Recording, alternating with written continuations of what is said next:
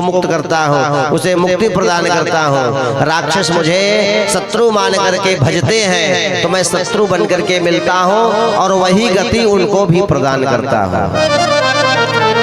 जो गति भजन करने वाले भक्त की होती है वही गति भगवान के द्वारा युद्ध में मारे गए राक्षसों की भी होती है। बोल भक्तवत्सल भगवान की जय हो। सुखदेव स्वामी कहते राजन यही प्रश्न आपके दादा युधिष्ठिर महाराज ने किया था जब उन्होंने यज्ञ किया। यज्ञ में बात आई कि प्रथम पूज्य किसे माना जाए, तो निर्णय ये हुआ कि द्वारिकाधीश प्रथम पूज्य माना जाए, उनकी पूजा करी जाए। शिशुपाल खड़ा हुआ, लगा गालियां देने। शिशुपाल का नियम था नित्य 99 गाली देता था। क्यों? भगवान ने उनकी माता जी का रखा था कि देखिए हम इनकी 100 गलती क्षमा कर देंगे। तो बड़ा होशियार था, डेली 99 गाली देता था, 100 नहीं करता था कभी। लेकिन आज जो है भावनाओं में बह गया, लगा गाली देने। अब गालियां देते देते देते उसको साथ मिल गया, दुर्योधन का साथ मिल गया, जरासंध का साथ मिल गया, तो भावनाओं में बह गया। अब भावनाओं में बह करके 100 पार कर दी गाली देते देते। और जैसे ही 100 पार हुआ वैसे ही भगवान का सुदर्शन प्रकट हुआ और शिशुपाल का सरधड़ से अलग कर दिया। लेकिन सुखदेव स्वामी कहते राजन जैसे शिशुपाल का सर अलग हुआ तो शिशुपाल के शरीर से एक दिव्य ज्योति प्रकट भई और वह ज्योति निकल के गई, सबके सामने भगवान गोविंद में विलीन हो गई। सर्वश्रेष्ठ मुक्ति है सायुज्य मुक्ति, भगवान में ही लीन हो जाना। युधिष्ठिर महाराज को घोर आश्चर्य हुआ कि जीवन पर्यंत इसने भगवान को गाली दी, आज इसकी इतनी उत्तम गति की सायुज्य मुक्ति इसको कैसे प्राप्त हो गई। सुखदेव स्वामी कहते राजन जैसे हम आपका कोई मित्र हो तो मित्र का स्मरण आपको कब आएगा? जब उसकी चर्चा हो, कोई काम हो, विशेष अवसर पर मित्र की याद आएगी। सदा मित्र की याद नहीं बनी रहती है कि व्यक्ति हमारा मित्र है सदा भजता रहे। लेकिन जो शत्रु है उसको तो आप 1000 बार प्रयत्न करते हो भूल जाए उसको, लेकिन उसकी स्मृति सदा बनी रहती है।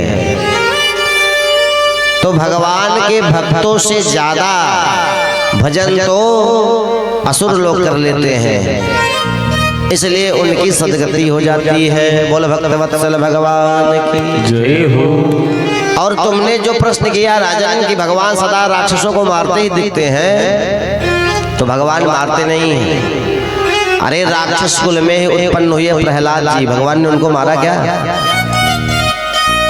पिता पुत्र दोनों अलग अलग भाव से भगवान को भजे, सदगति दोनों की भई। लेकिन पिता ने हिरण्यकश्यप ने भगवान को शत्रु मान करके भजा तो भगवान उनको शत्रु बन करके मिले, उनका उद्धार किए। और पुत्र ने भगवान को भगवान मान करके भजा तो उनको भगवान बन करके मिले, उनका कल्याण किया।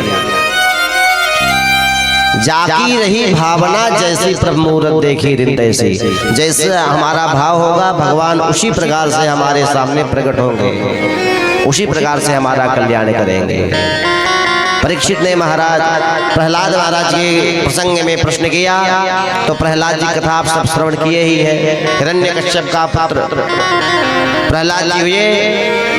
प्रहलाद जी को भेजा हिरण्यकश्यप ने कि जाओ जा करके विद्यालय में गुरुजी से संदामर्क जी जो है शुक्राचार्य के पुत्र, उनसे ज्ञान प्राप्त करो। कुछ दिन बीते, हिरण्यकश्यप पहुंचा विद्यालय में। ताह पुत्र मारो पे बुला करके प्रहलाद जी को अपने गोद में बिठाया। अब बिठा करके पूछा कि पुत्र ये बताओ जो तुमने सबसे अच्छी बात अभी तक विद्यालय में गुरुकुल में पढ़ी वही सुनाओ मुझे। जो सबसे अच्छी बात पूछी तो प्रारंभ कर दिए बताना, पिताजी ये संसार अंधकूप है और इस अंधकूप से व्यक्ति को भगवान ही निकाल सकते हैं, उसका कल्याण कर सकते हैं। यह संस्कार अंधकूप है। कुआं कहा संसार को। और कुआं कौन सा कुआं? अंधकूप। कुआं और अंधकुआं में बड़ा अंतर है। जो गांव घर में कुआं होता है जहाँ पे लोग पानी वगैरह निकालते हैं उसको सामान्य कुआं कहते हैं। अंधकूप उसे कहते हैं जो जंगल में हो, जहाँ कोई आता जाता न हो, खूब झाड़ियाँ हो। अब गांव के कुएं में कोई गिर जाए तो कुएं के पास कोई व्यक्ति जाए पानी निकालने तो वो चिल्लाता रहेगा, देखे अरे भाई गिरा है, निकाल लेंगे लोग। लेकिन जो जंगल में कुआं है जहाँ कोई आता जाता नहीं है, उसमें यदि कोई गिर जाए तो ये संसार अंधकूप है। इसमें गिर गए तो निकलने का कोई साधन नहीं है। और यदि विवेक पूर्वक किसी प्रकार से आप स्वयं निकलना भी चाह रहे हो तो उस अंधकूप में और जो लोग गिरे हैं आपका पैर पकड़ के खींच लेंगे। संसार अंधकूप है, इसमें आप लगे हो। यदि इस अंधकूप से विवेक पूर्वक निकल के भगवत मार्ग पर चलने का प्रयत्न करोगे, वैराग्य प्राप्त करके सोचो घर बार छोड़ करके भगवत भक्ति में लग जाए, घर वाले लोग आकर के गिरा लेंगे, नहीं कहाँ बाहर जा रहे, आओ आओ आओ। जब ऐसा उपदेश किया लाल पीला हो गया हिरण्यकश्यप। ये उल्टी बुद्धि किसने पढ़ा दी मेरे बालक को? उठा करके गोद से पटक दिया, बुलाया गुरुजी को। गुरुजी सामने आए, ये क्या पढ़ा रहे हैं आप लोग मेरे बच्चे को? गुरुजी ने हाथ जोड़ लिया, महाराज ये हमने नहीं पढ़ाया है, ये पाठ हमने नहीं पढ़ाया है, ये न जाने कहाँ से पढ़ करके आया है। अरे महाराज हम तो वही पढ़ा रहे हैं जो आपने सिलेबस पास किए हैं, जो आपने सब्जेक्ट बना दिया कि यही पढ़ाया जाएगा विद्यालय में, वही पढ़ा रहे हैं। पहले था ग से गणेश, कहा गया नहीं ग से गणेश नहीं चलेगा भाई, ग से गधा पढ़ाओ। तो ग से गधा सिलेबस में आ गया तो ग से गधा पढ़ाया जा रहा है। गणेश कर देंगे तो बात बिगड़ जाएगी। तो महाराज आपने ग से गधा बता दिया तो ग से गधा ही पढ़ाया जा रहा है। गणेश कहाँ से पढ़ के आया हम कहाँ जाने, ये पढ़ाया है। खूब फटकार लगाई, हिरण्यकश्यप गया, खूब समझाया संडामर्क जी ने। कुछ दिन बाद हिरण्यकश्यप फिर आया, फिर गोद में लिया, फिर पूछा पुत्र अब बताओ क्या तुमने पढ़ा। अब की बार तो नवधा भक्ति सुना दिए। श्रवणम कीर्तना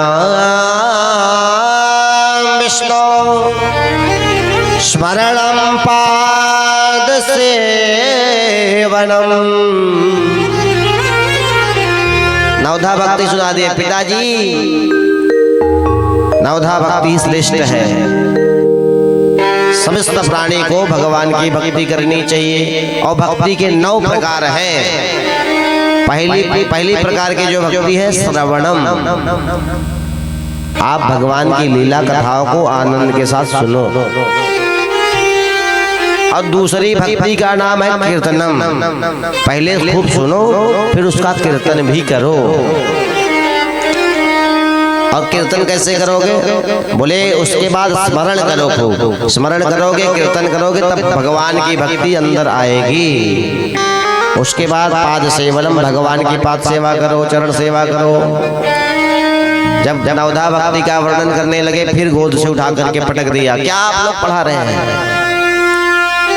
अरे गुरुजी ने हाथ जोड़ लिया, महाराज ये हम नहीं पढ़ा रहे हैं, ये न जाने कहां से पढ़ाया आया है।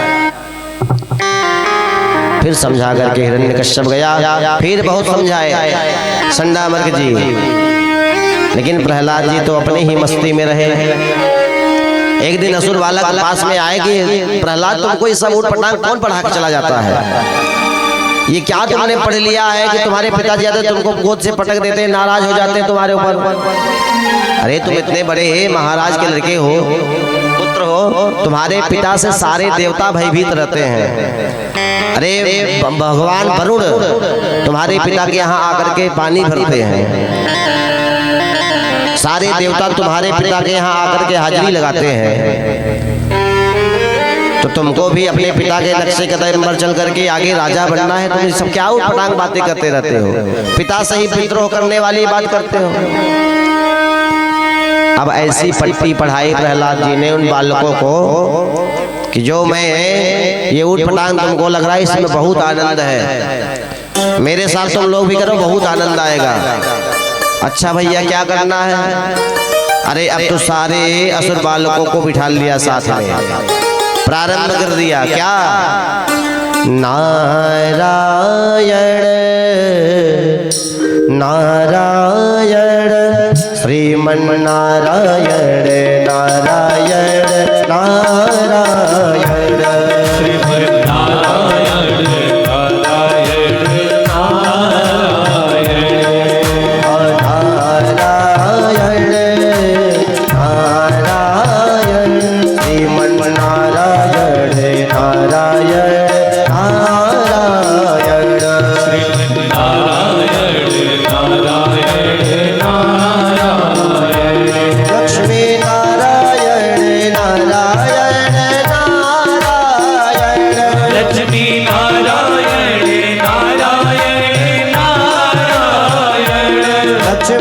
नारायण नारायण नारायण लक्ष्मी नारायण नारायण नारायण नारायण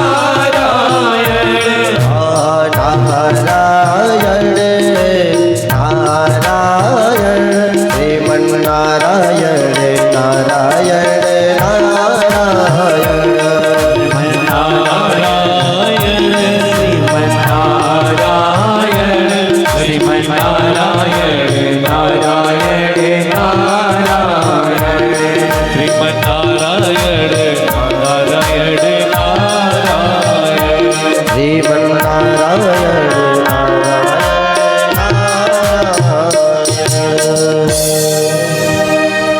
ऐसा सत्संग किया, ऐसा संकीर्तन किया कि बड़ी सुंदर सुर लहरी फैली। गुरु जी आए, गुरु जी ने देखा कि सारे राक्षस बालक के साथ प्रहलाद जी के साथ सभी नाच रहे हैं।